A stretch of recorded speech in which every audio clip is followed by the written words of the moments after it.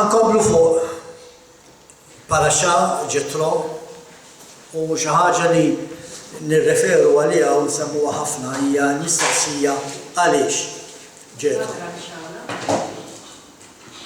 Għaliex Ġetro? Fl-aħħar mill-aħħar kien qassis medjanita, kien qassis ta' reliġjon falsa.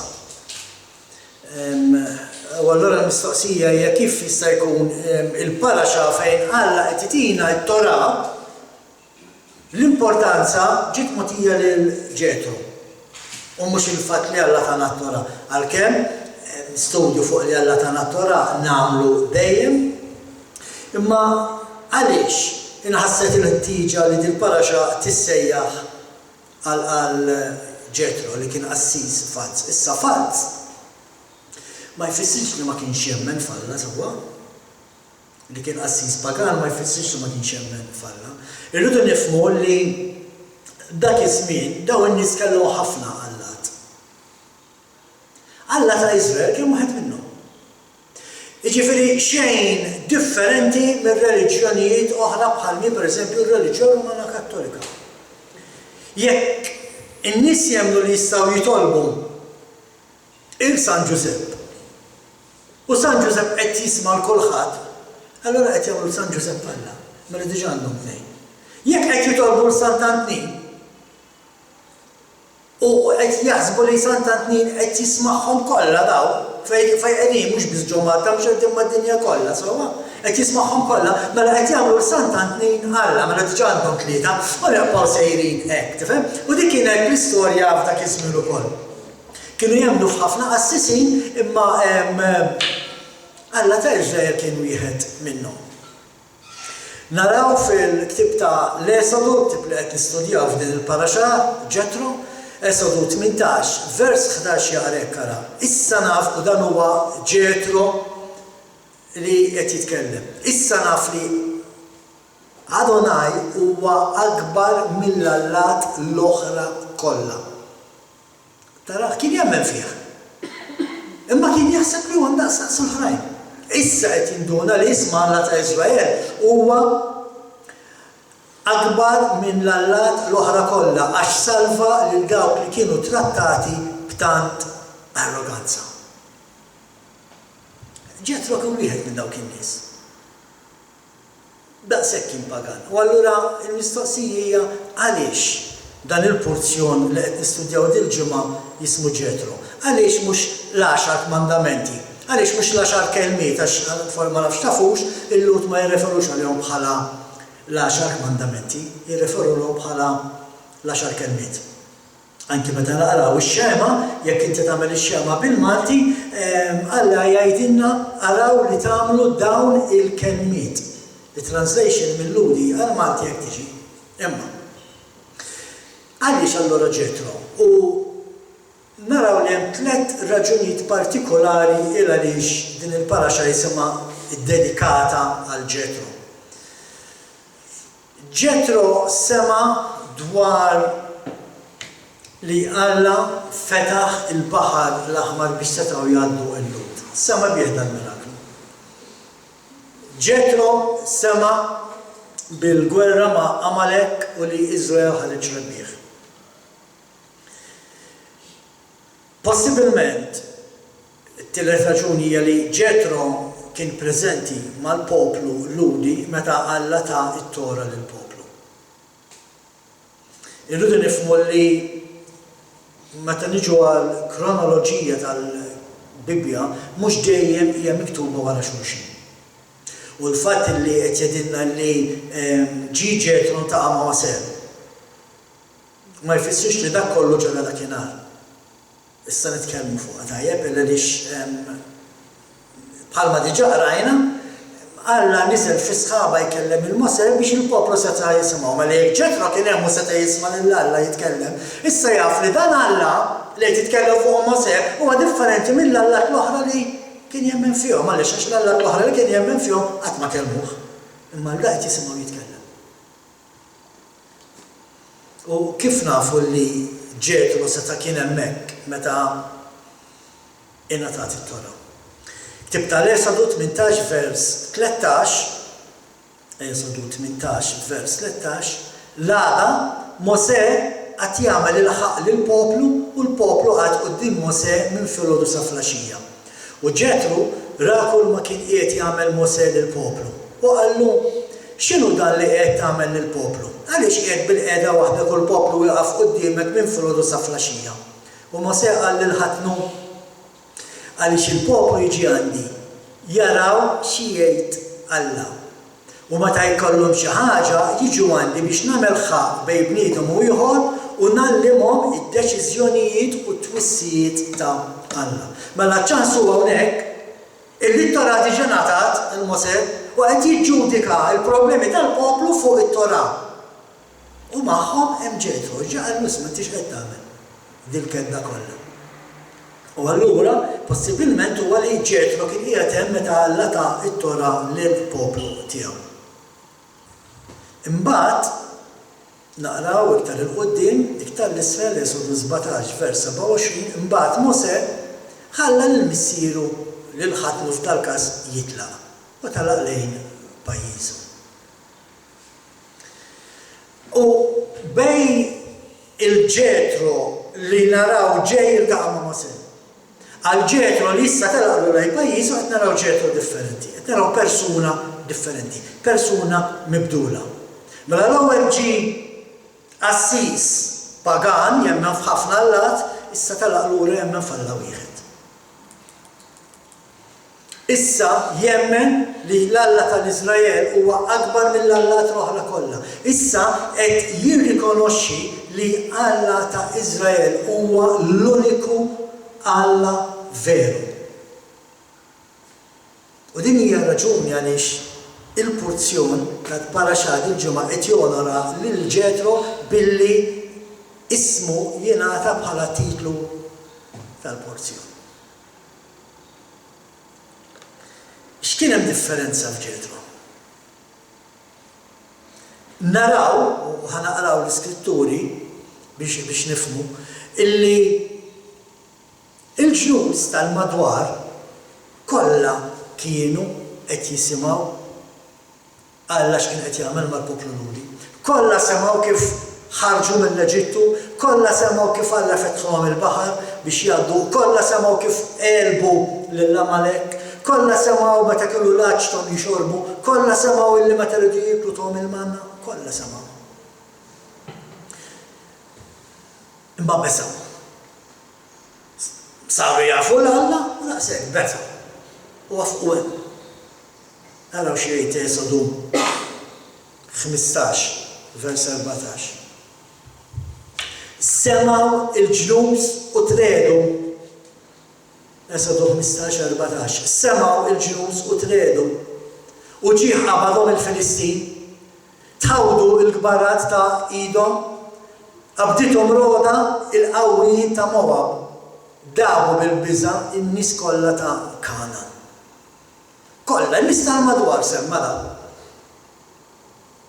Kolla beżaw. Araw xejdinna anke Ġoswe. Ġoswe fit-tieni kapitlu tal-ktib tiegħu minn vers 8 sa 13 qabel ma raqdu Rahab tara tadejhom fuq il-bejt u qaltilhom jien naf li l-mulej tagħkom f'idejkom din l-art għax aħna l-koll imbeżżin minnkom. Il-nies li jagħmlu f'din l-art kollha mwerwrin minħabba fikom. Għax smajna kif il-mulej mixxef l-ilma tal-baħar tal-qasab minn qudiemkom meta ħriġtu mill-Eġittu. U x'għamlu liż-żewġ slatin tal-Ammorin li hemm lil hemm mill-Ġordan, Sihon u Gog kif qrittuhom. Ma li smajna qalbna nħallet u ma baqa' ebda ruħ f'ħadd minna minħabba fikom. Tassew li l-mulej Alla tagħkom u Alla fis-sema, minn fuq u fuq l-art minn taħt. Issa mela, aħlfu li bil-mulej li kif jiena ġibtuhi sewwa magħkom hekk intom iġġibu ruħkom sewwa ma' dal-missieri u tagħtuni sinjal żgur li tħallu ħajjin il-missieri u lilhom mill-ħut issu mill-bniet u kull ma għandhom u teħilsuna mill-mewt. X'qed naraw f'daż-żewġ skritturi? Kulħadd sema' għalla x'kien qed jagħmel mal-poplu tiegħu. U x'ġara? Kulħadd twerwer, kulħadd besa. Kull ġens kien f'qagħda ta' depressjoni. Bdew jibżgħu mill-Alla tal-Lut. U naraw li allura d-differenzi issa bejn dawn kollha li kienu jgħixu fil-madwar. Id-differenza bejnhom u bejn Ġetro hija li Ġetro sema' u emmen. L-oħrajn semgħu u beżgħu. Xorta m'hemmnux, beżgħu, imma m'hemmnux. Ġetro sema' u emmen. Ġetro emmen fil-ġrajiet, fil-mirakli li Alla wettaq mal-poplu tiegħu. U ma ninsawx li bħala Assis Midjan kien xi ħadd li kien jemmen fallat li m'hemmx rama fihom.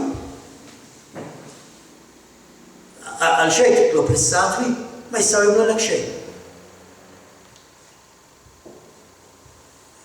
Għallat li għaskellhom azzjoni fil-fatt l-istess bħalma jgħidilna is-salmista fis-Salm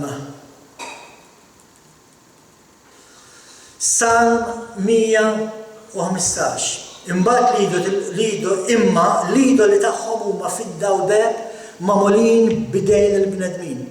Għandhom ħalq imma ma jistgħux jitkellmu, għajnejn imma ma jistgħux jaraw, għandhom widnejn imma ma jistgħux jisimgħu, imnieħ imma ma jistgħux ixommu, għandhom idejn imma ma jistgħux iħossu, saqajn imma ma jistgħux jimxu u lanqas ma jistgħu jsemmu l-ħoss bi grismihom.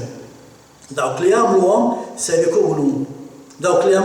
jkunu bħalhom u hekk ukoll dawk kollha li jafdaw fihom. Waħed minn dawk kien Ġetro. Imma issa ara fid-differenza. U għax ara fid-differenza, il-kelma tgħidilna li mar u għand Mose, mentre l-oħrajn beżgħu twerru u m'għamlu xejn. Filwaqt li n-nazzjonijiet qed jibżgħu minn Alla, Ġetro sema' u emmen. X'biddel il-Ġetro? X'biddel il-Ġetro minn Assis pagan għalli emmen f'Alla ta' Iżrael? Għax huwa bħal ġnus kollha tal-madwar l-istess sejjer sema'. Kulħadd l-istess sejjer sema'. Allura x'hemm differenti f'Ġetro u n-nazzjonijiet l-oħra? Id-differenza hi li l-oħrajn semgħu u m'għamlu xejn,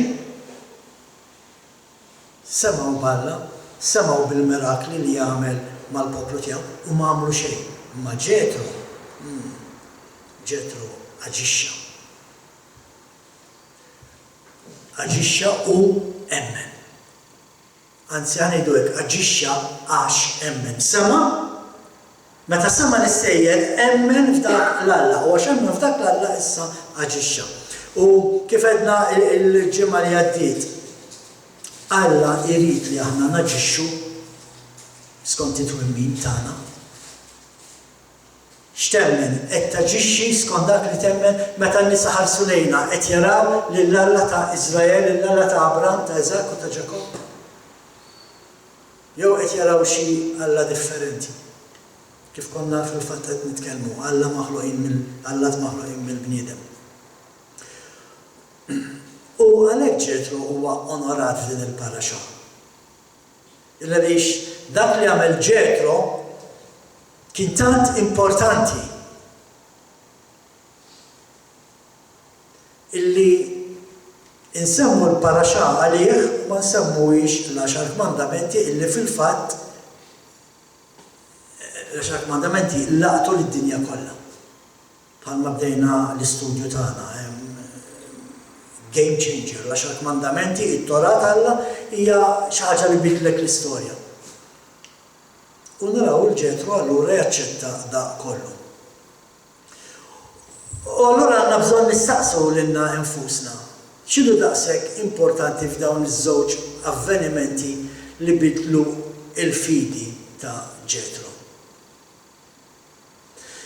Ġetro fehem illi Il-ftuħ tal-Baħar l-Aħmar kien prova ta' kemm Alla jaħkem fuq il-ħolqien tiegħu. L-ebda Alla ieħor ma kien kapaċi jagħmilha di Alla ta' Iżrael biss. Għaliex? Għax Alla ta' Iżrael ħalaqhom dal-affarijiet u s-soprem fuqhom m'hemmx Alla oħra, issa qed jifhimha Ġetro di.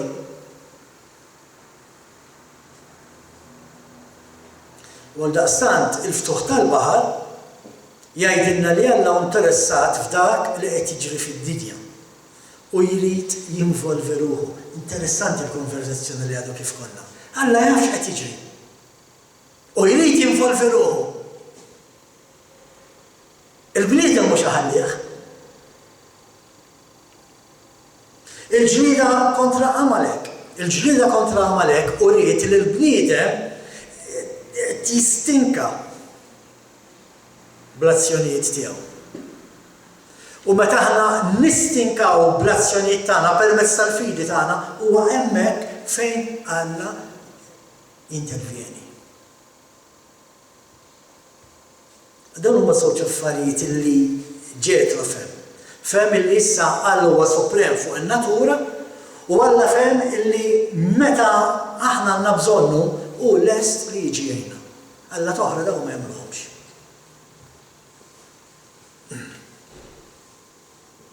Prattikalment li qed naraw hawnhekk huwa bil-ftuħ tal-Baħar l-Aħmar, bil-ġlieda kontra Amalek li l-poplu rudi lebħu. Qed naraw dak li qrajna mill-ktieb tal-Lut li dak kollu li għandu jiġi imċaqlaq ser jiċċaqlaq, dak kollu li għandu jiġi meżżes ser jiteżżes. X'kien hemm bżonn jiteżżes biex jgħaddi il-poplu min-naħa l-oħra wara li ħareshom mill-Eġittu? Il-baħar. Ġie meżżes, infetaħ. Min kellu jiġi meżżes għaliex attakka lill-Iżrael? Amalek. Ġie meżżes telef il-ġlieda. Imma ma nifhmux hawn. Il-Ktieb tal-Lut, kapitlu 12, jgħid hekk ara, vers 26, kapitlu 12, 26. Dakinhar leħnu eżżes l-art. Qed jitkellem fuq x'ġara dak il-żmien fl-żmien Mosè. Imma issa wieħed qal darb'oħra mhux biss l-art neżżes imma s-sema wkoll. Mela qed jgħidilna hawnhekk l-awtur tal-Ittra tal-Lut meta Alla tat-Torà teżżet l-art. X'inbeda jitkellem Alla? Darb'oħra tant dejaqnieh, tant qed nirrabjawh, tant id-dinja ma tiġ taf bih illi qed jgħid isma' mhux l-art biss ħadd iteżżes darb'oħra imma anke s-sema. Araw vers 27 x'jgħid. Darb'oħra juri li l-ħwejjeġ li jiteżżu għandhom jgħaddu bħalli kieku saru biex jiqpaw dawk li ma jiteżżux. Ma nix ser jiġri darb'oħra meta ser jerġa' jiġi l-mulej. Dak kollu li għandu jiteżżes ser jiteżżes. Ser jiqpa' biss dak li ma jiteżżis. X'inhi dik li ma titeżżis? It-Torah, il-kelma tal-Alla. Dik ser teqpa' kollha jaqgħu il-pulpti, kollha jaqgħu il-predikaturi. Teqpa' biss il-kelma tal-Alla. Dik qed ma titeżżes. U l-istess ħaġa li ġara dak iż-żmien meta Alla tkellem fuq il-mutanja u teżżet l-art, hija l-istess ħaġa li qed naraw jiġri llum. Alla qed jeżżes dak li jrid jiteżżes. Għaliex? Għax Alla jrid li n-nies jiġu għandu. Alla qed ikellimna, Alla qed jibgħatilna s-sinjali. Għaliex? Għax Alla jrid li l-poplu jersaq lejh. Qiegħed il-poplu jisma'? Diġà nsejna min xi xaddejna meta kien hawn il-COVID-19. Tgħidli Martin x'qed issemmi. Għajdu li intom kemm tafu n-nies li daru lejna Alla meta kien hawn il-COVID. Kulħadd beża' bħal nies tal-madwar fi żmien Mosè kollha beżgħu. Min resaq lejn Alla? Għaliex mhux nindunaw li Alla qed jibgħatilna sinjal, jinnaf minn daħaq dak li qed ngħid. Għadna qed nisma' persuna ġew ودنejja. Titħaq għax hawn min jemmen il-Covid kastig ma' Alla. Għadda sal-lum nemmen li huwa sinjal minn Alla jien, imma x'ġara min-nies. Semaw u beżaw daqshekk, ma' hu l-Covid. L-istess bħal dawk in-nies tal-madwar. U fil-fatt dawk li ma jemmnux dal-affarijiet jargumentaw jgħidin imma dal-affarijiet mhux minn dejjem kienu jiġru terremoti, mhux minn dejjem u l-irwiefen u x'naf jien. U r-risposta tiegħi hija iva. Mill-waqgħa tal-bniedem dal-affarijiet dawn saħħu. Mal-waqgħa tal-bniedem Alla beda jwissina. Illi rridu nerġgħu nduru lejh. Beda jwissina permezz ta' terremoti, beda jwissina permezz ta' arar, jwissina permezz ta' nixfa, jwissina permezz ta' gwerer, pandemiji. Jiena ma nafx intom taraw xi aħbarijiet, qegħdin literalment fit-tarf biex tinbeda t-tielet gwerra dinjija. Fit-tarf qegħdin. U n-nies qed jibżgħu. Qed jifhmu hemm. Kemm hemm nies qed iduru lejn Alla? Għax wasalna fit-tielet gwerra dinjija.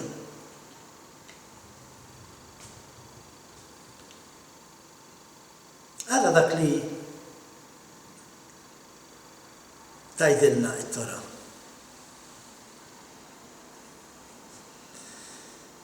Ġetro sema b'dawn l-affarijiet u huwa mar ħareġ jiltaqa' ma' Mosè. Mhux Mosè ġie jiltaqa' ma' ħatnu. ħatnu sema x'kien qed jiġri u mar u għand Mosè. Sema u aġixxa. Ġetro kien jaf li dak li ġara kien minn Alla. Kien jaf li issa m'għadux iż-żmien to play church. U ġara u naraw li tgħidilna t-Tora Ġetro konverta. Ħamel mistoqsija dawk li forsi qed jaraw dal-istudju fuq l-internet. Meta kienet l-aħħar darba li ġralkom xi ħaġa u għadt da Alla qed jaħdem f'ħajti. Fejn hu Ġetro fikom?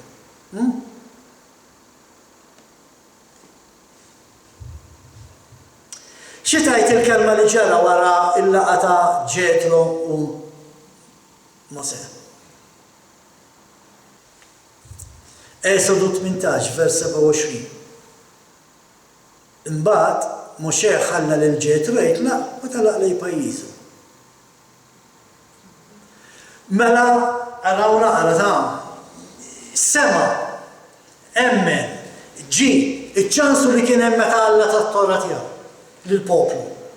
Għex għal perjodu ta' żmien ma' dan il-poplu. U issa talaq lura.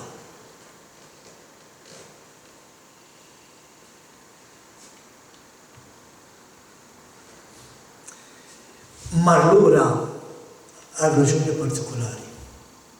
Mar lura biex jgħallem il-verità.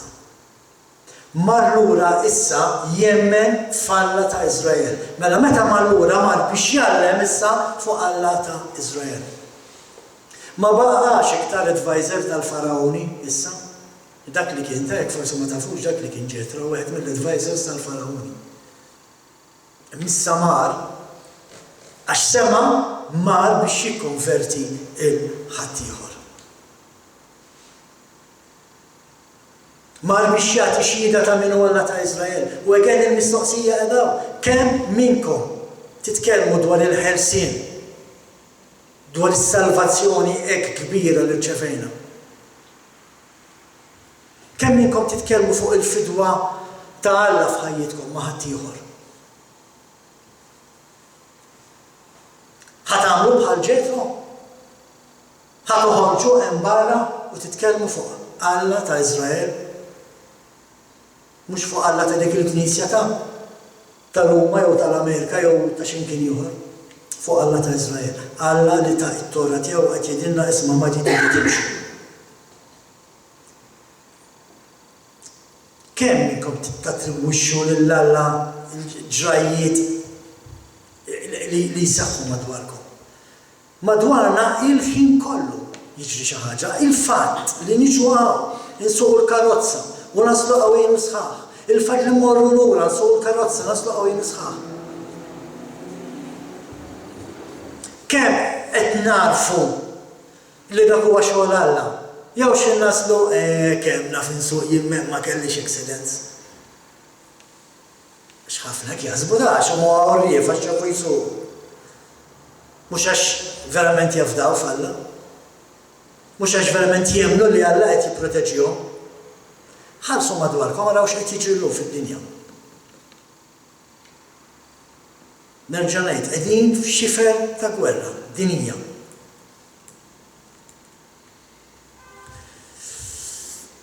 Kemm inkom qed tistaqsu sma' b'dak kollu li qed jiġri fid-dinja bħalissa, x'qed jgħid lili Alla? Għax aħna ngħidu qed jgħid lid-dinja, ma mhux lid-dinja biss, lilna x'qed jgħidilna? X'qed jiġri x'inhi l-kelma bil-Malti, divinament, xi ħaġa divina, xi ħaġa mis-sema. Jista' jkun li Alla permezz ta' daw it-twissijiet illi qed nirċievu, jista' jkun li Alla qed ikellimna. Meta neftħu l-gazzetta u naraw li pereżempju Spanja reġa' hemm pandemija kbira ta' Covid, jista' jkun li qed jgħidilna ħodu ħsieb għax qed iddejquni. Meta qed naraw li d-dinja f'ta' gwerra, jista' jkun li Alla qed jgħidilna ħodu ħsieb indmu għax qed iddejquni u wasaltu fl-aħħar.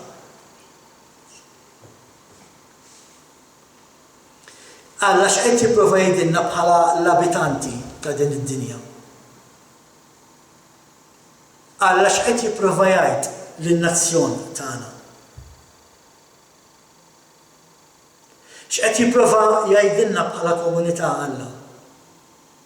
X'qed jipprova jgħidlek individwalment Alla, personali lilek.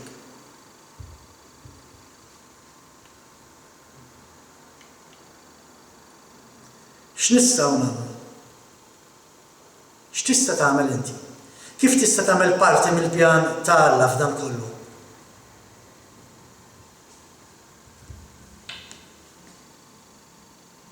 X'tagħmel ħatibsa u taqafel? Jew ħatagħmel bħal Ġetro. U ħatmur titkellem ma' Alla. Ma' n-nies fuq Alla. Ħatwassallhom il-messaġġ.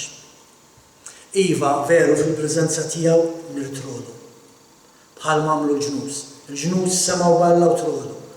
U aħna fil-preżenza tiegħu iva nirtrodu. Imma nistgħu nkunu bħal Ġetro.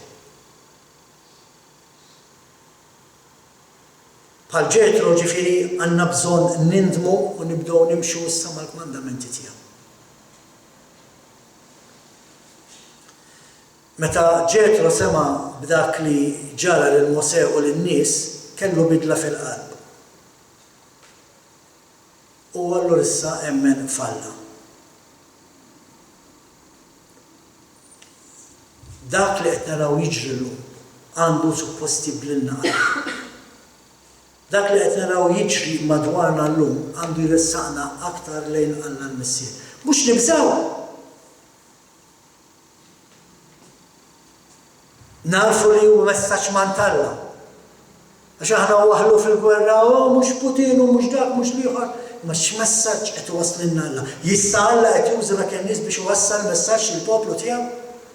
Qed neħduh il-messaġġ?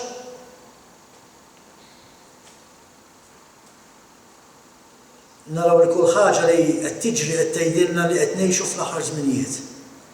Jekk verament nemmnu li qed ngħixu fl-aħħar żminijiet, allura dan għandu jbiddlilna il-qalb tagħna, il-qalb tal-poplu tagħna u jressaqna aktar lejn Alla l-Missier. Anke jekk it-tmiem ma jasalx fi żmienna ħbib tiegħi ta'. Għandna nagħmlu lil uliedna, Għandna nagħmlu lil dawk li ġejjin warajna. Dak li jagħmel Ġetro. Ġetro issa konverta, Ġetro issa m'għadux pagan, issa mar lura lejn il-poplu tiegħu biex wassallhom il-bxara tajba.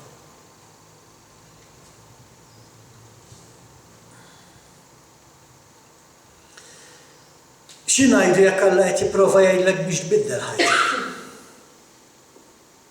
Kontrarju għal dak li jemnu ħafna. Alla qed ikellimna meta jiġru affarijiet żiena bit-tjeta. Meta naraw dak kollu li qed jiġri madwarna, Alla qed ikellimna. Kemm lesti inbidlu qalbna bħal Ġetro.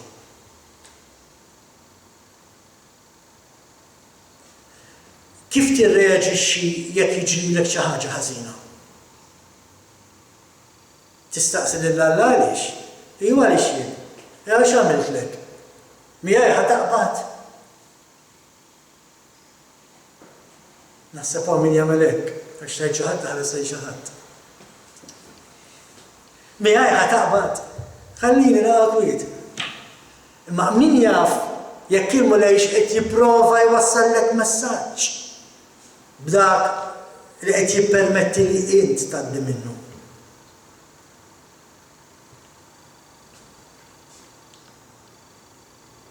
Irridu nifhmu li Mosè mhux biss tkellem ma' Ġetro dwar l-affarijiet it-tajbin li ġraw. Mosè semma wkoll l-inkwiet li taqgħu magħhom. Mosè tkellem fuq l-għajta tan-nies minħabba nuqqas ta' ilma. Mosè tkellem ukoll ma' Ġetro dwar in-nuqqas ta' fidi fil-poplu meta ma kellhomx ilma u meta ma kellhomx ikel li xtaqgħu.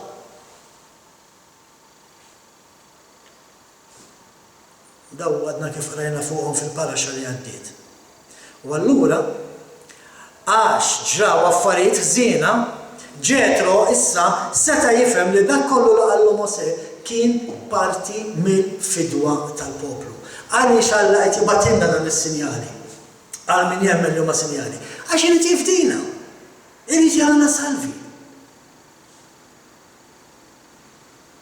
Iridna illi nduru lejh u nemmnu fih biex insalvaw. Hekk għamel mal-poplu Alla, ħallihom ġabhom quddiem il-baħar, rajna l-ġimgħa l-oħra kif kienu qalbhom maqtuwa, u mbagħad aġixxa. Issa l-poplu seta' jinduna li b'dak li qed jiġri Alla qiegħed jgħinu u dar lejn Alla. Aħna qegħdin nindunaw id-dinja qiegħda tinduna bl-affarijiet li qed jiġru madwarna. Illi Alla qed jipprova jkellimna. Mosè ma tkellimx biss ma' Ġetro fuq il-50 miljasar. Tkellem miegħu fuq dak kollu li għaddew fid-deżert, it-testijiet li kienu għaddejjin minnhom bħala poplu. Il-biċċa xogħol tal-baħar biex jaqsmu kienet test ta' fidi. Rajna l-ġimgħa l-oħra li xi ħadd jinżel, jaġixxi biex ta' tinfetaħ l-ilma. Il-fatt li ma kienx hemm ilma, xi xorbu kien test ta' fidi. Il-fatt li batilhom il-manna kien test ta' fidi. Esodu 18, minn 8 sa 11. U Mosè qal li ħatnu kull ma għamel il-mulej lill-Farawn lill-Eġizzjani minħabba Iżrael u t-taħbit kollu li għadda minnu Iżrael fit-triq. U kif ħallishom il-mulej, għax ovvja, rrid insammilek it-taħbit biex norik il-ħelsien. Jekk ma ngħidlekx minn xi għaddej kif nista' ngħidlek Alla minn xi ħallisni. Tajjeb? U Ġetro qal, imbierek il-mulej li ħaliskom minit l-Eġizzjani u minit il-Farawn. Issa naf li l-mulej u akbar mill-allat kollha għaliex meta tkabbru magħkom elibhom.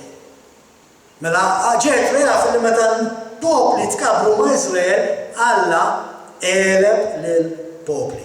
Ġetro kellu bidla fil-qalb u hemmen falla wara dak kollu li ġara lill-poplu, wara li sema fuq. B'da kollu li qed jiġri madwarna fid-dinja, qiegħed jiblinna qalbna. Jew għandna rridu nagħmlu l-affarijiet kif jidrilna aħna, kif jaqbel lilna.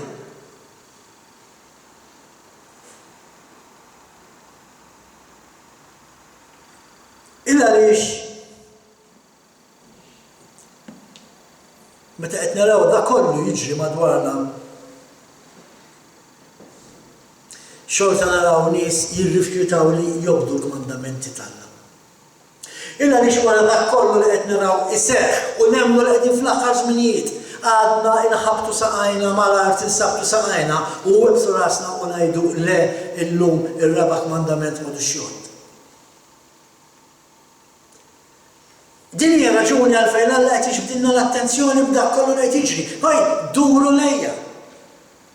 Żommu l-jum tas-Sibt Qaddis. Apparti l-jum tas-Sibt Qaddis qed titkellem fuq l-10 mandamenti. Kollha. Imma ħafna jemmnu l-ewwel mandament, kulħadd jemmnu ta' kulħadd jemmel li hemm Alla ta'. Imma ser nasmu mbagħad, imma x'kien niġu għas-Sibt, dak imbagħad ninsew li hemm Alla.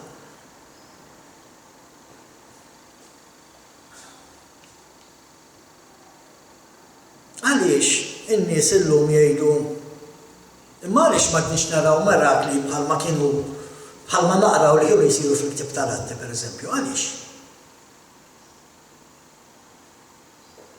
It-tweġiba hija għaliex in-nies m'għadhomx jemmnu dik il-fidi li kienu jemmnu fil-ktieb tal-Atti tal-Apostli, il-fidi nbidlet. Għaliex għax issa m'għandix taħt il-liġi. Meta fil-ktieb tal-Atti tal-Apostli naraw pereżempju 3000 ruħ ġurnata ikollhom konvenzjoni jibdew jemmnu f'Jaxua u ġarbu qed jgħid lil Pawlu qed jgħidlu u xorta għadhom żelużi għat-Torah. Dik hija d-differenza għaliex m'għandniex naraw il-mirakli li konna naraw qabel, għax illum naraw qed ngħidulu isma' fejjaqli. Imma mhux is-Sibt, għax is-Sibt m'għadux Qaddis.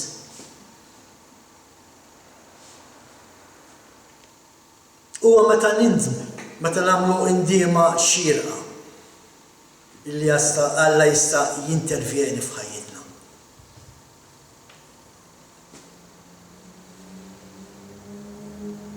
Rajna naqraw ħafna drabi fil-kelma fejn bl-embusija tagħhom kollha il-poplu tal-Alla dejjem irid iduru lejn Alla biex Alla jkun jista' jaġixxi u jgħinu. U għabsu rasom, mbagħad meta jgħaddu minn xi waħda tajba, mbagħad induru lejn Alla. Malla fidil, Alla ħanin jismana u jgħinna. Ma qed jistenna li nduru lejh, ma jistax kun nibqgħu nagħmlu li rridu u mbagħad nippretendu li Alla għandu jgħinna. U għalhekk qed ngħid, bl-affarijiet li qed naraw isiru madwarna. Għandna bidla f'qalbna? Għax dan huwa eżattament dak li għamel Ġetro. Wara li sema bil-mirakli li saru fl-Eġittu min Alla ta' Iżrael, Ġetro staqsa dwar dak li kien jemmen. Imbagħad għaraf illi l-Allat tiegħu m'għandhomx x'jaqsmu ma' dan Alla li qed jimxi ma' Mosè.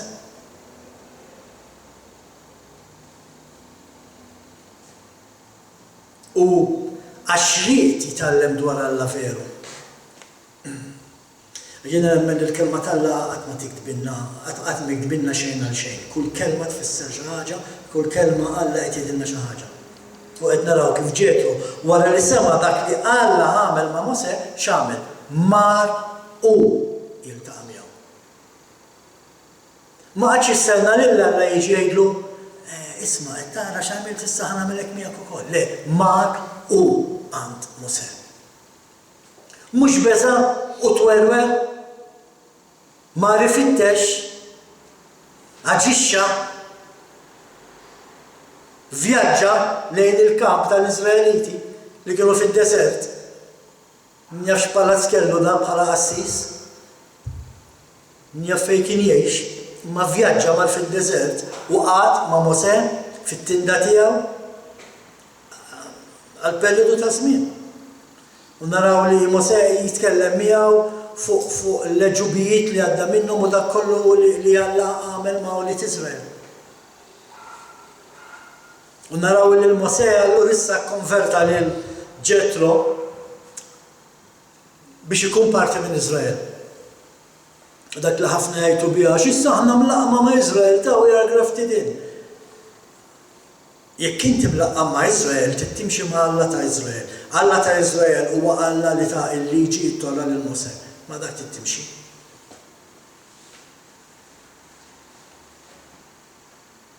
U allura issa x'qed naraw?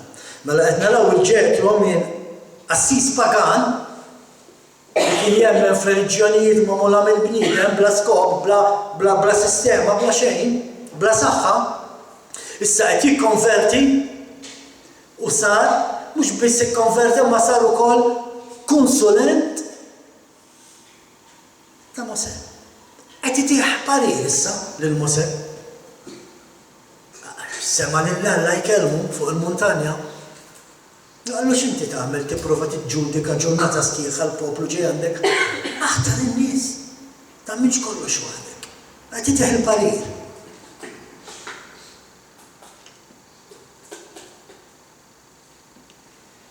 Il-mistoqsija hija li kien bħal nies l-oħra kollha, issa kien parti minn Iżrael. Kien qiegħed taħt is-sħaba ma ninsawx għax aħna nimmaġinaw illi meta l-poplu kien mixi fid-deżert u kien hemm l-isħaba, aħna nimmaġinaw li kien hemm sħaba qudiemhom meta timxi, kienu jimxu meta tieqaf kienu jifqu.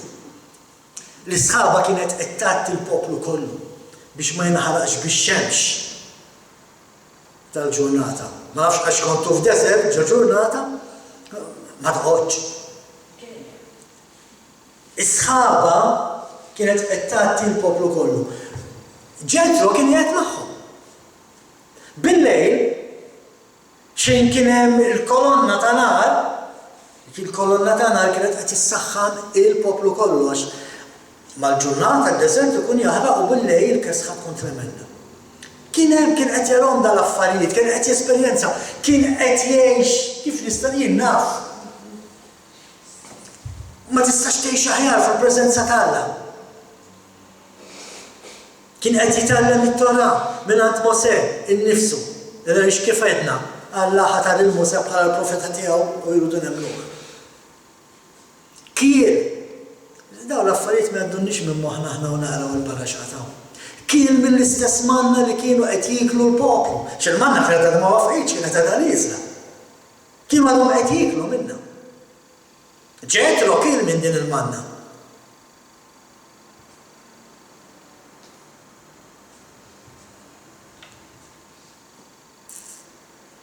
kien sema l-vuċi t'Alla u għemmen f'Alla ta' Iżrael. U għalhekk naraw issa f'Esodu 18 ħanerġa' naqrah. Għax meta tibdew tisimgħu ċerti affarijiet u mbagħad tgħid issa fimt.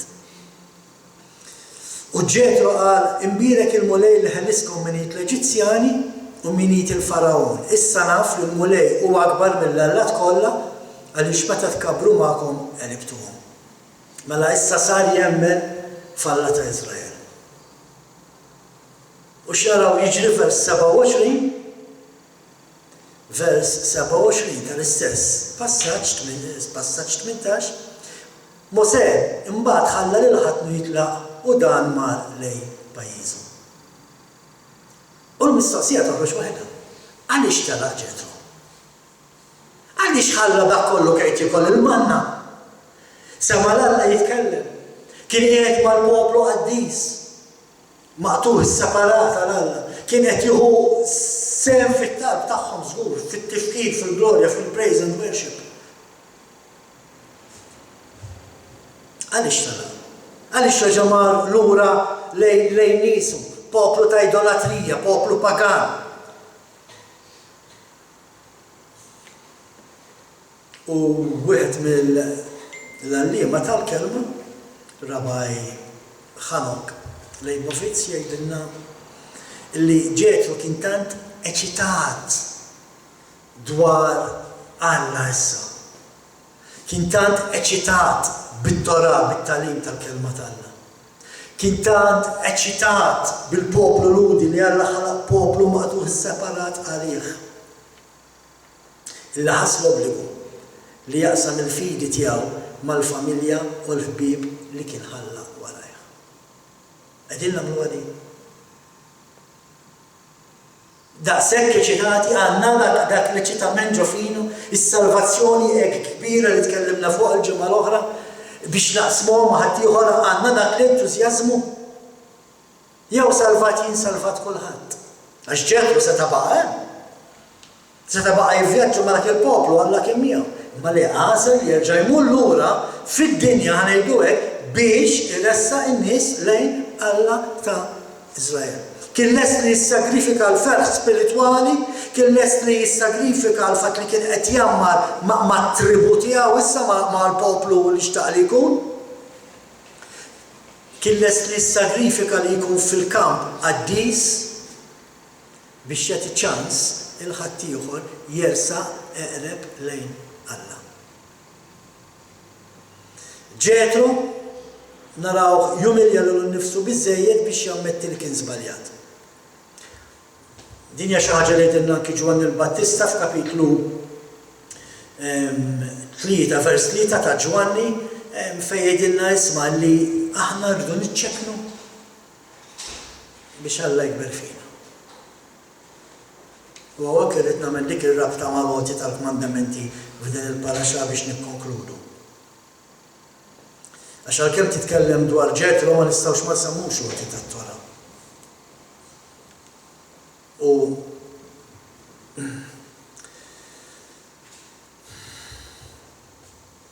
it-Tora hija nerġa' ngħidlek xi ħaġa li Alla ta' lill-poplu biex seta' jsir poplu wieħed issa. Kif setgħu jsiru poplu wieħed għax kellhom kostituzzjoni waħda u qed jimxu fiha.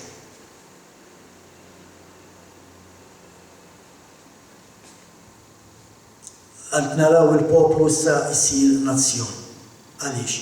Għax issa saru poplu wieħed permezz tal-Kostituzzjoni li tuhom, permezz tat-Tora. Imma minn fejn ingħatat it-Tora? Dina fli semmejta xi żmien ilu, ħanerġa' ngħidilkom. Minn fuq il-Muntanja Sinaj. L-iżgħar mill-muntanji kollha fir-reġjun.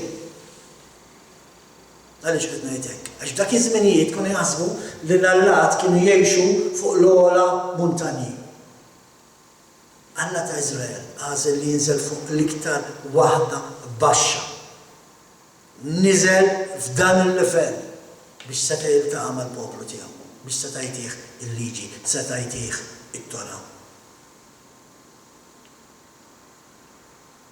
Imma ġej jum ħbib tiegħi meta Alla nnifsu se jerġa' jibni t-tempju fuq din il-muntanja. L-istess muntanja minn fejn ta' it-Tora. Imma xi jeħtieġ li jiġri l-ewwel qabel ma jiġri dan? Ejja naraw xejdilna ktib ta' Revelazzjoni.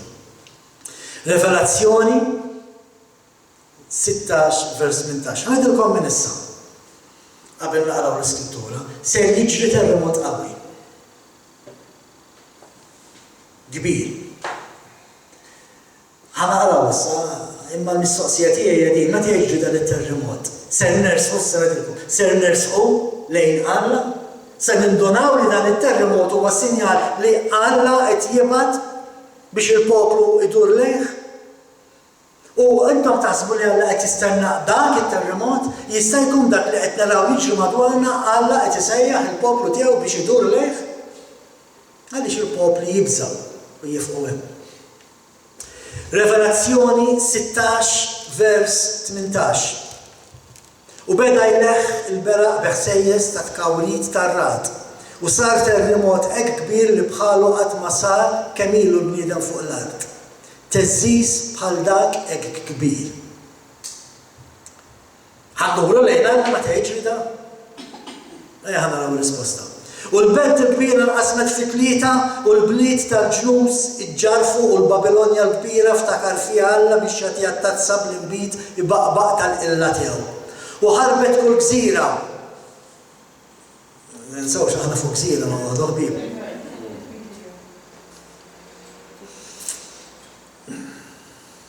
U ħarbet kull gżira u l-muntanji ma nstabux iżjed.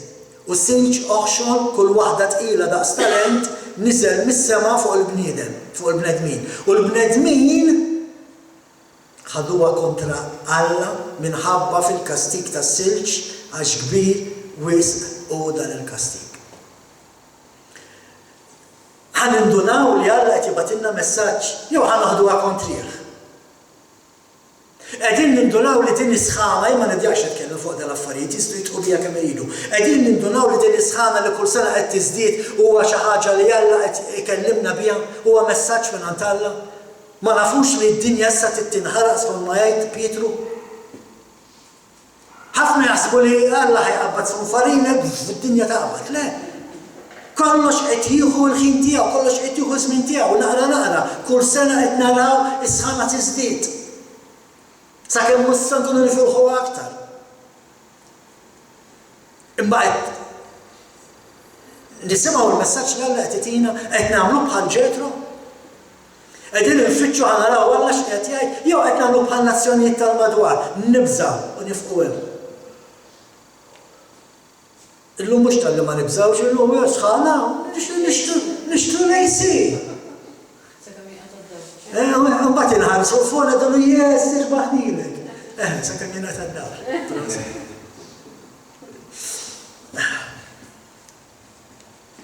Innotaw kif qabel dan it-terremot kbir li se jtella il-muntanja tat-Tempju biex tkun l-ogħla muntanja. Issa li żar waħda ħadd tkun l-ogħla muntanja u fuqha se jibni t-Tempju Alla l-Missir. Imma qabel dan Alla qed jibatilna sinjali. Jekk terġa' taqra dak il-passaġġ tara li qabel it-terremot hemm il-ħsejjes, hemm is-sajjetti, hemm ħsejjes daqq it-tarat. Hemm is-sinjali ma ħajseħħ it-terremot. Qegħdin naħduhom is-sinjali.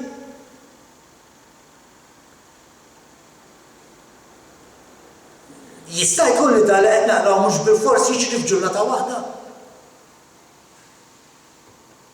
Imma x'jiġri jekk Alla diġà qed jibatilna s-sinjali tiegħu allura? X'jiġri jekk Alla qed jintervjeni f'ħajjitna permezz ta' dak li qed jiġri madwarna llum? X'jiġri jekk qed jipprova jibatilna jiġbdilna l-attenzjoni tagħna biex induru lejh? X'jiġri jekk matul dan kollu li qed jiġri Alla qed isejħilna biex nindmu?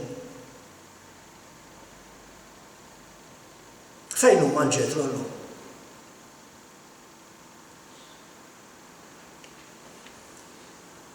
U x'qed tagħmel inti issa li taf bil-verità?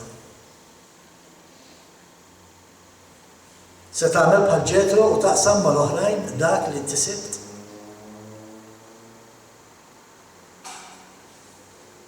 Ġetro ammetta li kien żbaljat. Ġetro sottometta ruħu taħt Alla. Ġetro impenja ruħu li jaħdem għall-glorja ta' Alla ta' Iżrael. Dak huwa l-kommissjoni l-kbira li tagħna Jexua. Morru mad-dinja kollha u għamlu dixxipli mill-ġnus. L-istess ħaġa. Issa li nafu l-verità xogħolna u li nerġgħu mmorru lura minn fejn ġejna u l-dawk li ħallejna warajna u għadhom ma jafux balla ta' Iżrael xogħolna u li ndurhom biha. Talba tiegħi hija li l-mulej itina l-qawwa jtina s-saħħa sabiex inkunu nistgħu nagħmlu dan ix-xogħol. Il-mulej jkun magħna permezz tal-Ispirtu Qaddis tiegħu jimlina bl-erf tal-kelma tiegħu mhux dak li naħsbu aħna li l-kelma qed tgħid imma x'qed tgħid verament il-kelma. Mulej nitolbuk sabiex tagħmel fina, tagħmel minna Ġetro persuna soda fit-twemmin Misra. Nitolbuk sabiex tkun magħna fix-xogħol tagħna ta' evanġelizzazzjoni fid-dinja Misra Qaddis sabiex permezz tal-kliem tagħna, permezz tal-emozzjonijiet tagħna, permezz ta' dak kollu li nagħmlu aħna mulej in-nies jaraw lilek fina u jagħtu l-glorja lilek bħalma qalilna Jexua stess fil-Vanġelu. Biex il-glorja tingħata lilek Misra Qaddis. Fisem ibnek Jexua il-Messija. Ejja nqumu l-barka ta' Aron.